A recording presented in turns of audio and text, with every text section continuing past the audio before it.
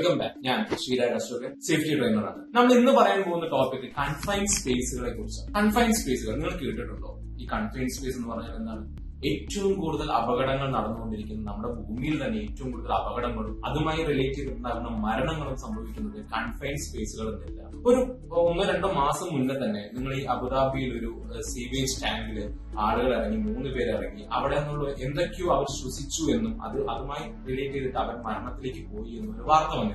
Confined സ്പേസുകൾ എന്ന് പറയുന്നത് വളരെ വളരെ ഡേഞ്ചറസ് ആയിട്ടുള്ള ഒരു ഏരിയയാണ്. കൺഫൈൻഡ് സ്പേസ് എന്ന് പറഞ്ഞു കഴിഞ്ഞാൽ മലയാളത്തിൽ പറഞ്ഞു കഴിഞ്ഞാൽ ഇടുങ്ങിയതും വായുസഞ്ചാരം കുറവുള്ളതും വെളിച്ചം കുറവുള്ളതും ആളുകൾക്ക് അവിടെ കണ്ടിന്യൂസ് ഒക്യുപ്പൻസിക്ക് സാധിക്കാത്തതുമായിട്ടുള്ള ഇടുങ്ങിയ രീതിയിലുള്ള സ്ഥലങ്ങൾ. ഉദാഹരണം നമ്മുടെ ടാങ്കുകൾ, സില്ലോസുകൾ, പലതരത്തിലുള്ള ടാങ്കുകളും ടണൽസ്, ഇതൊക്കെ വായുസഞ്ചാരവും വെളിച്ചവും കുറവുണ്ടെങ്കിൽ തന്നെ അതെല്ലാം കൺഫൈൻഡ് സ്പേസുകൾ ഉൾപ്പെടുത്തിക്കോളും.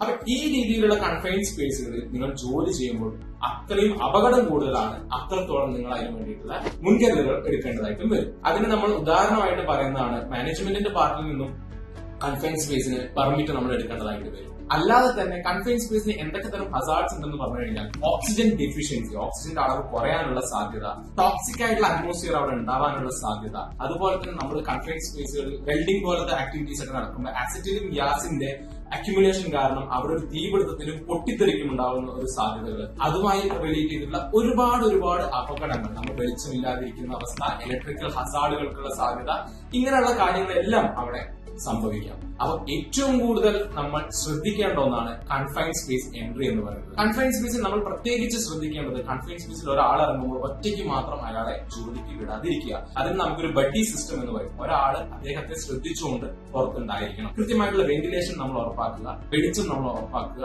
അവിടെ ഒരു തരത്തിലുള്ള ഹാംഫുൾ ആയിട്ടുള്ള അറ്റ്മോസ്ഫിയറും അക്യുമുലേറ്റ് ആവുന്നില്ല എന്ന് ഉറപ്പിക്കുക, ഓക്സിജന്റെ അളവ് കൃത്യമാണ് എന്ന് ഉറപ്പാക്കുക. ഓക്സിജനും കൂടാനോ കുറയാനോ പാടില്ല എന്നത് കൺഫൈൻഡ് സ്പേസിന്റെ ഏറ്റവും വലിയൊരു പ്രശ്നമായിട്ട് പറയുന്നു. So be safe, be healthy. Thank you.